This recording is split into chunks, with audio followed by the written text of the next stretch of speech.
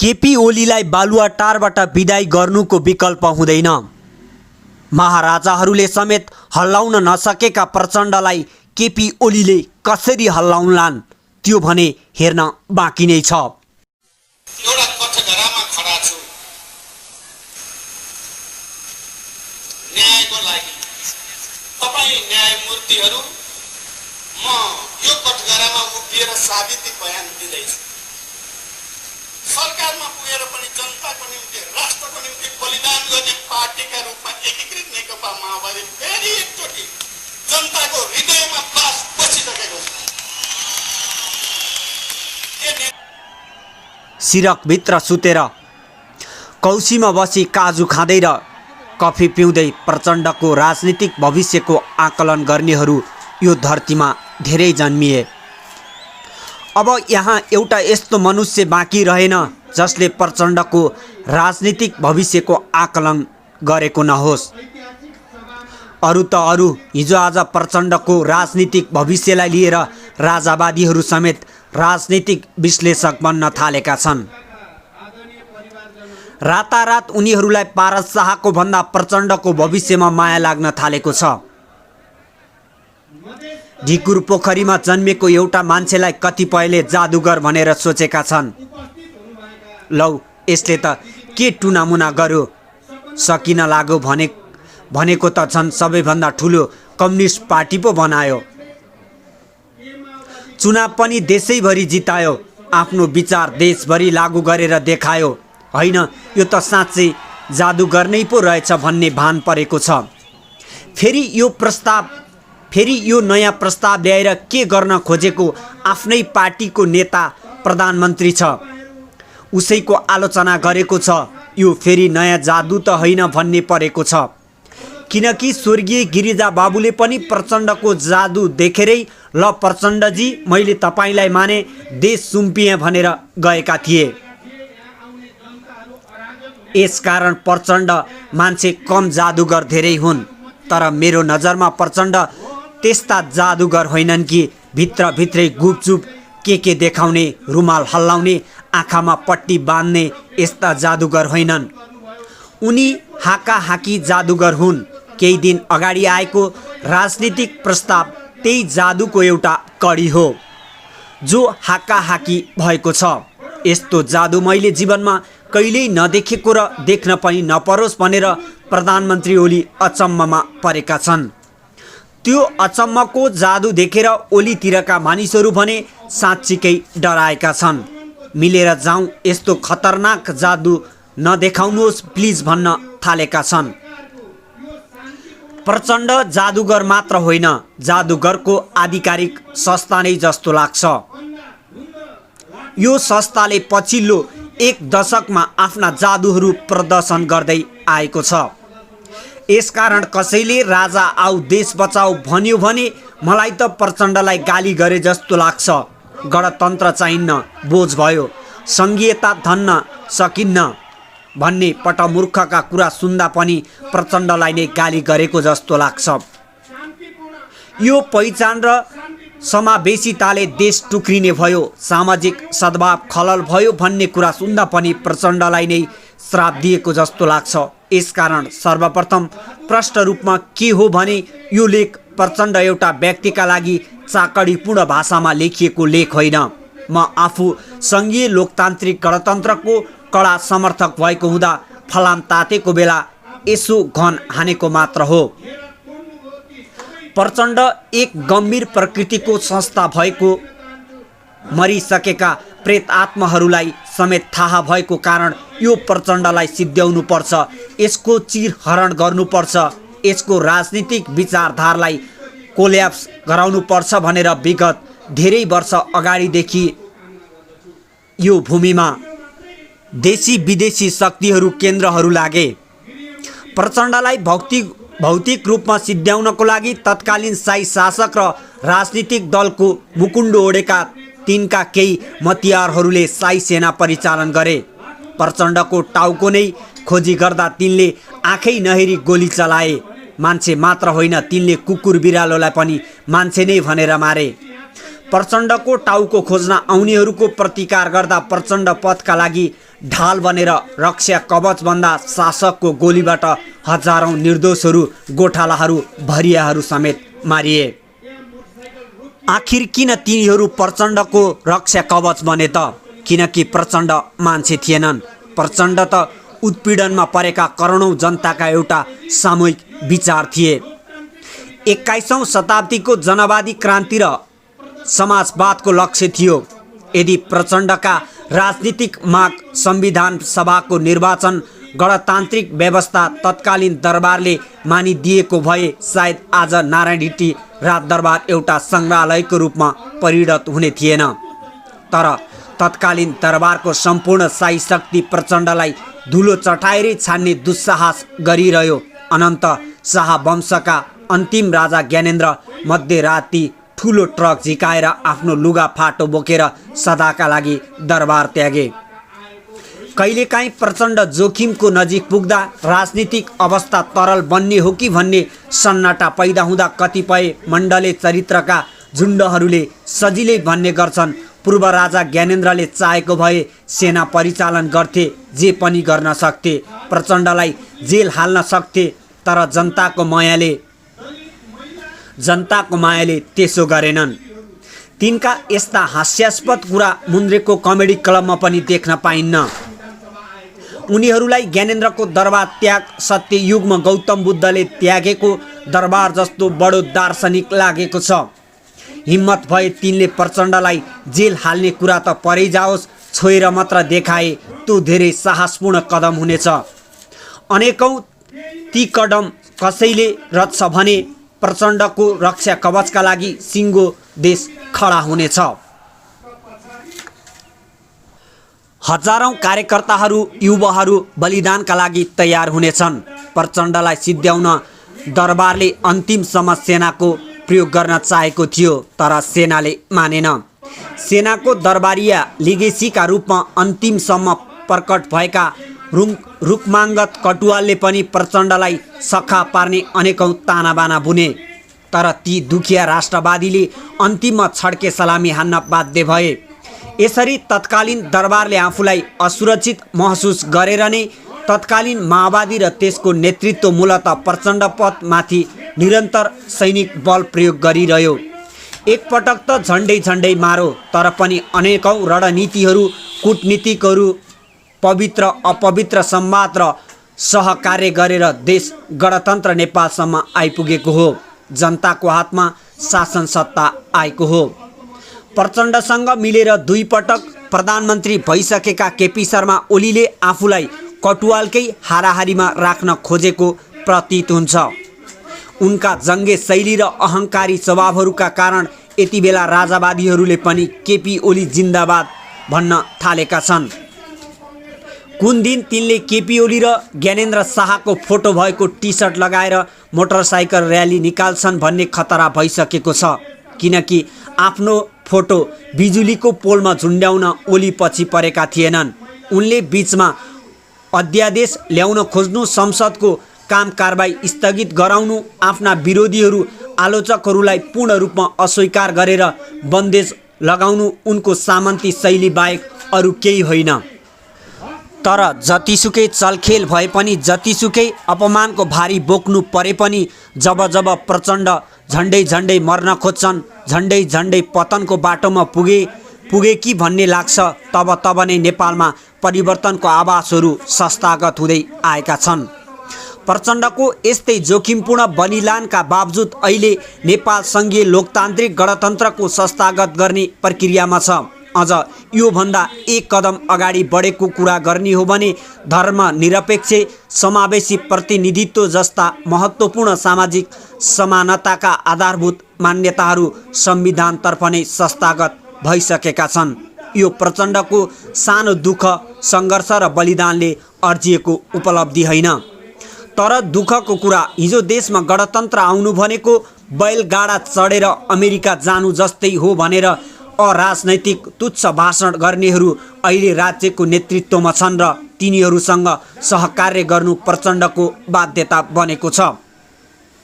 हिजो काङ्ग्रेससँग पनि सहकार्य गरेकै हो, गिरिजा बाबुसँग पनि सहकार्य भएकै हो। ओलीसँग सहकार्य गर्नु पनि बाध्यता र आवश्यकता दुवै छ। यसकारण मूलत विगतकै आफ्ना लिगेसी अनुरूप टकराव सुरु भएको छ। हिजो दरबारिया र महाराजाले राख्ने अपेक्षा आज गणतन्त्रवादी नै हौँ भन्ने केही नेताहरूले राख्न थालेका छन्। तिनीहरू भन्छन् प्रचण्डलाई जनयुद्धको मुद्दामा फसाउनुपर्छ, लडाकुहरूको मुद्दा निकाल्नुपर्छ, प्रचण्डलाई हेक लैजानुपर्छ, यस्तै। यस्तो सोच अब राजावादी मण्डलीहरूले पनि राख्न सक्दैनन्। ती डर मान्छन्। प्रचण्ड भन्ने त मान्छे होइन, यसलाई सकिन्न भन्ने परेको छ। तर खै किन हो प्रधानमन्त्री केपी ओली र यिनी निकट मानिसहरूले प्रचण्डलाई कुनै काठको खेलाउन जस्तो, कपडाको गुडिया जस्तो सोचिरहेका छन्। बैठक, छलफल, विधि विधान र सामूहिकताको कुरामा विश्वास गर्न छाडेर कि प्रचण्ड छैन कि म छैन भन्ने प्रधानमन्त्री ओलीको शङ्ख घोष आफूले खाएको थालमा आफैले पिसाब फेरे जस्तो भएको छ। अनि म एकदम ठुलो कदम चाल्छु भनेर दिएको धम्की बिरालोलाई बाघको छाला लगाइदिए जस्तो भएको छ। बिरालोलाई बाघको छाला लगाइदिँदा एकछिन त्यो बाघ जस्तो देखिएला, तर केही बेरमा त्यो म्याउ गरिहाल्छ। केपी ओली जति गर्जिए पनि उनी अनन्त गर्ने म्याउ नै हो, किनकि महाराजाहरूले आफ्ना साई सेना प्रयोग गरेर हल्लाउन नसकेका प्रचण्डलाई ट्विटर पनि चलाउन नजान्ने, एउटा बोल्ने ढङ्ग नभएका अनि पाखण्डी कुरा गर्दै हिँड्ने चार भाइले कसरी हल्लाउन सक्लान् र? तपाईहरू गहिरो गरी हेर्नुभयो भने यतिखेर सडकमा राजावादीहरू सलबलाइरहेका छन्। केही राजावादीहरूले केपी ओलीलाई इतिहासमा नाम लेखाउन अनुरोध पनि गरेका छन्। के ओली त्यस प्रकारको वा कुनै असंवैधानिक कदम चाल्न तयार छन् त? यदि त्यसो गरे भने उनीभन्दा पनि उनले नियमित सेवन गर्दै आएको औषधिको दोष हुनेछ। युगान्डाका शासक इदी अमिनको नेपाली संस्करणको पदार्पण हुनेछ। तर नेपाली जनता 70 को दशकमा छन् र नेपाल बाहिरको राजनीतिक घटनाक्रमसँग सम्पूर्ण रूपले अपडेट छन्। ओली सरकार असफल भइसक्यो भनेर बच्चालाई पनि थाहा भइसक्यो। नपाउनेले केरा पायो, बोक्रा समेत खायो भने जस्तो बालुवाटार कोटरीमा अहिले बोक्रा खाने प्रतिस्पर्धा चलेको अनुमान लगाउन सकिन्छ। केपी ओली सरकारले जनहितका लागि काम गर्न त सकेन नै। पछिल्लो केही घटनाक्रमहरूले यो सरकार कतै सङ्घीय लोकतान्त्रिक गणतन्त्रको विरुद्धमा त छैन भन्ने शङ्का उब्जिएको छ। किनकि प्रचण्डलाई निरन्तर अपमान गर्नु, पहिलो दोस्रो अध्यक्षको किटान गर्नु, कुर्सी तलमाथि पार्नु यो प्रचण्डको अपमान मात्र होइन, गणतन्त्रको विरोध पनि हो। ओली सरकारले नेपालको अगाडि गणतन्त्र राख्नु पर्दैन भनेर मातहतलाई निर्देशन दिइसकेको छ। ओलीकै निकट पात्र पूर्व मन्त्री गोकुल बास्कोटाले सार्वजनिक रूपमै सङ्घीयता बाध्यताका कारण मानिदिनु परेको हो भनेका छन्। प्रधानमन्त्री स्वयंले स्थानीय सरकार केवल इकाइ मात्र हो भनेर सङ्घीयताको मर्ममाथि नै प्रहार गरेका छन्। पार्टी एकता नभएको भए वा प्रचण्डले पहल कदमी नलिएको भए केपी ओली प्रधानमन्त्री बन्ने थिएनन् भन्न त केही मानिसहरू भन्छन्। प्रचण्डले विप्लवलाई पनि छाड्यो, मोहन वैद्य किरणलाई पनि छाड्यो, अब नेकपा पनि बिगार्न खोज्यो। यो राजनीतिक चेत नभएका लठुवाहरूको तर्क हो। यदि प्रचण्डले विप्लव र किरणलाई नछाडेर सँगै गएको भए अहिले उनी कुनै कोठामा रक्सी पिएर र दिल्लीतिर बराली रहेर बसिरहेका हुने थिए। प्रचण्डले कसैको उक्साहटमा त्यसो गरेनन्, बरु उपलब्धिको रक्षाका लागि सधैँ भिडिरहे। शान्ति सम्झौता पश्चात पनि प्रचण्ड कहिले सडकमा, कहिले सरकारमा, कहिले सदनमा अनवरत आन्दोलनमा छन् र अहिले पनि नेकपाभित्र प्रचण्डको आन्दोलन जारी नै छ। यो आन्दोलन नयाँ कम्युनिस्ट पार्टीको निर्माण गर्ने मात्र होइन, सरकारले जनतालाई अनुभूत पनि दिनेछ। तर ओली सरकार दिन प्रतिदिन बदनाम हुँदै गयो। ओलीकै कारण गणतन्त्र, सङ्घीयता जस्ता निकै उन्नत तथा प्रगतिशील व्यवस्थाप्रति नै मानिसहरूले प्रश्न चिन्ह उठाउन थाले। ओलीले प्रचण्ड, माधव नेपाल, झलनाथ खनालको अस्तित्व स्वीकार गर्न चाहेनन्। बरु आलङ्कारिक राष्ट्रपतिसँग बारम्बार भेट गरे। पार्टीमा दशकौँदेखि लगानी गरेका बेरोजगारी नेताहरूको निरन्तर व्यवस्था गर्दै युवराज खतिवडालाई काखी च्यापेर निरन्तर लाभको पद दिने काम गरे, जबकि उनी असफल अर्थमन्त्रीको रूपमा स्थापित छन्। यो सरकार मूलतः पुँजीवादी वर्गको भयो र यसले पक्ष पोषण पनि पुँजीपतिकै गर्दै आयो। नातावाद र गुटवाद मात्र होइन, जातिवाद पनि हावी हुँदै गयो। बालुवाटारको गेटबाट भित्र पोलिट ब्युरो सदस्य छिर्न पाउँदैनन्, केन्द्रीय सदस्य छिर्न पाउँदैन, पार्टी कार्यकर्ता पनि छिर्न पाउँदैनन्। तर केपी बा भनेर जो कोहीले सम्बोधन गरे पनि उनीहरूलाई सहजै छिर्न दिइन्छ भनेर एकजना उपल्लो स्तरकै नेताले अस्ति एक संवादमा हाँसो गरेका थिए। ओलीलाई आलोचना गर्नु भनेको तत्कालीन राणा पञ्चायती शासक र महाराजाहरूको आलोचना गरे जस्तै कठिन भएको छ। एउटा टुहुरो छोरालाई पालन पोषण गर्नका लागि अशिक्षित सौतानी आमाको कचकच कति धेरै हुन्छ। अबोध बच्चाको मानवीय संवेदनालाई कति धेरै निर्मम ढङ्गले आरोप लगाउँछन्। त्यो विगतमा गाउँघरको दोबाटोमा चौतारीको कचहरी र आमा समूहको भेलामा देख्न पाइन्थ्यो। अहिले त्यस्तै निर्मम सौतानी आमाको आवेग बालुवाटारको कुटी भएर सामाजिक सञ्जाल हुँदै मिडियाहरूमा प्रतीत हुँदै आएका छन्। बच्चा कसको हो भनेर चिन्न नसक्दा चिर्ने कुरा गर्दा असली आमा पत्ता लागेको थोत्रो किम्बदन्ती सुनाउने ओलीले गणतन्त्रको विचार प्रचण्डको हो, संविधान र संघीयताको लाइन पनि प्रचण्डकै हो, आदि आदि सरकार चलाउने सहमतिमा पनि महान त्याग गरेका कारण यो सरकारको आमा पनि प्रचण्ड नै हो भनेर बुझ्न सकेनन्। तिनै रुखो अहङ्कारी सौतानी आमाको छाया अरू कोही नभएर प्रधानमन्त्री केपी शर्मा ओलीको मुहारमा प्रष्टसँग देखिन थालेको छ। काण्डै काण्ड अनि फन्डै फन्डाको शिखरमा उभिएका प्रधानमन्त्रीलाई देखेर उनका अनुयायीहरूले सगरमाथाको शिखर आरोहण गरे जसरी सन्तोष प्रकट गरिरहेका छन्। तर तिनले आफ्नो बादशाह पहिलो आधार शिविरमै बेहोस भएको कुरा थाहा पाएका छैनन् वा बताउन चाहेका छैनन्। ओलीले आफू कम्युनिस्ट पार्टीको प्रधानमन्त्री भन्ने कुरा बिर्सेर सरकारी जग्गा यतिलाई हस्तान्तरण, मेडिकल उपकरणमा 3 अर्ब भ्रष्टाचार, व्हाइट बडीको खरिदमा 6 अर्ब भ्रष्टाचार, राज्यको अरबौं रकमले गुटको भरणपोषण, ओम्नी समूहलाई स्वास्थ्य सामग्रीको ठेक्का, अनुदानको सामान छाडेर नक्कली समूहलाई हस्तान्तरण, अनुदानको सामान छाडेर नक्कली स्वास्थ्य सामग्री खरिद, राष्ट्रिय गौरवका आयोजनाबाट अरबौंको कमिसन, ट्रस्ट र सरकारी जग्गा यति समूहलाई हस्तान्तरण, सेक्युरिटी प्रिन्टिङ प्रेस मेसिन खरिदमा 70 करोडको बार्गेनिङ, सिन्डिकेट जोगाएर अरबौंको कमिसन र घुस, सङ्घीय सांसदलाई दिन दहाडै अपहरण, पार्टी फुटाउन दल विभाजनको अध्यादेश जारी, निर्वाचन आयोगमा नेकपा एमाले दर्ता, देशद्रोही एमसीसी सम्झौता पारित गर्न जोर जुलुम जस्ता कैयौं काण्डहरू केपी ओलीकै सरकारले घटाएको थियो र घटायो। त्यति मात्र होइन, संवैधानिक अङ्गलाई गुटको भर्ती केन्द्रमा रूपान्तरण, मदन भण्डारी फाउन्डेसनका नाममा देशभर गुट भेला, मिडिया नियन्त्रण गर्न मिडिया काउन्सिल, विधायक संसद चल्दा चल्दै सभामुखलाई समेत जानकारी नदिई संसद अधिवेशन अन्त्यको घोषणा जस्ता कैयौं अधिनायकवादी चरित्र ओलीले जनता सामु प्रकट गरे। उनले चीनसँग गरिएको सम्झौता कार्यान्वयनमा रुचि देखाएनन्। ओलीले आफ्नै प्रदेश सरकार गिराउन अविश्वासको प्रस्ताव ल्याउन खोजे। खुल्ला मञ्चमा निमुखालाई खाना वितरणमा रोक लगाए। कुलमानको अवकाशपछि पुनः नियुक्तिको चौतर्फी मागलाई व्यवस्था गर्दै असक्षम सालोलाई नियुक्ति दिए।